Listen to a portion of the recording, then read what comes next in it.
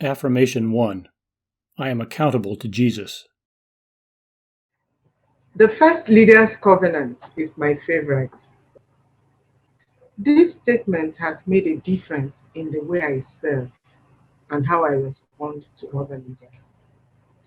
As a Christian leader, whenever I did not get adequate recognition or commendation for my service, I normally would grumble and complain. When I serve with other leaders who don't treat me right, I become offended and I refuse to work with them in the future. I struggle with anger whenever I see leaders who fail. Since I saw this covenant and from the scripture, I now know that I am called by Jesus, not anyone else, to steward the gifts, the talents, and opportunities that He gives to me, and to serve God's people and the kingdom, not just my denomination. Service in the kingdom has become to me a thing of sacrifice, and I'm comforted to know that my labor is not in vain. One day I shall stand in judgment to give Jesus an account of all I have done and get the reward that I truly deserve. Today, I am no more in competition with other leaders. Rather, I seek to please Jesus and complete the work He will assign to me. I serve willingly, joyfully, and in humility with other leaders because Jesus is Lord. Thank you. Hi everyone. I'm happy to share my testimony on the Leaders Covenant model, leaders accountable to Jesus. There was a father and a son driving through a farmland where father notices a watermelon farm and there was a well-grown watermelon which was outside the fence. Father stopped the car and told the son, "Son, I will go pluck the watermelon. You be sitting at the car." Father ran fast to the watermelon, about to pluck the watermelon, and son shouted from the car and said, "Daddy." Father looked at him and asked him, "What?" And son said, "Okay, you go ahead." And when the father again bent himself down to pluck the watermelon, son called him again, "Daddy." And father was angry and he went to the car and asked the son, "Wow, what is happening to you? Why are you shouting? I want you to be quiet that no one watches us." But the son said, "Daddy, I heard this from the Sunday school. Even if no one is watching, remember God is watching." Father was ashamed of what he wanted to do and he felt sorry, and they abandoned the operation of plucking the watermelon and they happily drove the car home. Many times we think no one is watching. Even the leaders in the ministry think that no one is watching us. God is keeping track of what we do for Him every day. I repeat it again, God is keeping the track of what we do for Him every day.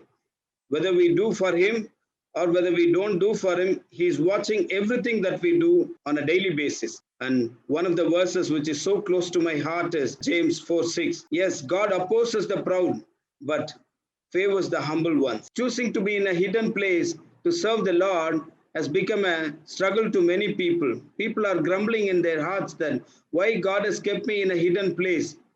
The place may not be glamorous. The place may not be too joyful to serve. But then as long as the place is useful to spread and they expand the kingdom of God, we should continue in that place. Well, one of the other things that I've learned from this module is pursue purity. What is that we are trying to pursue in our ministry? Prosperity? Our own fame? No, purity.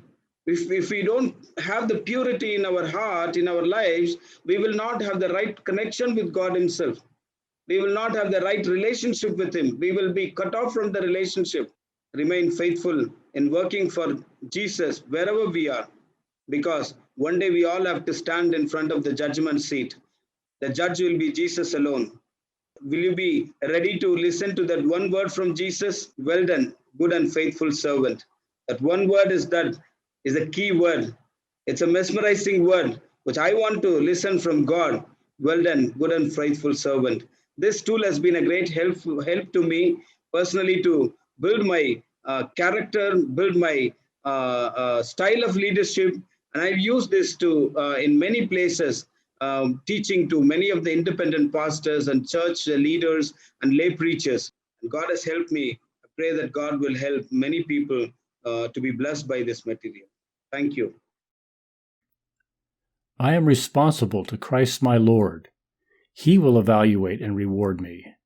I have been called to a life of service, joy, and sacrifice for my Lord, His kingdom, and His people. I admire leaders around the world who make significant sacrifices, even giving their lives for the sake of my Lord. I take comfort that God rewards those who serve and sacrifice for Him and His people. I grieve that some leaders act as though Jesus has nothing to say about their ministry, the way they treat people, or the way they lead. They also do things to be noticed publicly, and in so doing, have their temporal reward. Yet I know that my Father, who sees in secret, honors and rewards those who do the right thing, even if no one sees it. I humbly ask for courage, boldness, and faith to be pleasing to my Lord in the way I lead. What truths about my accountability to Jesus cause me to reflect on my ministry and actions?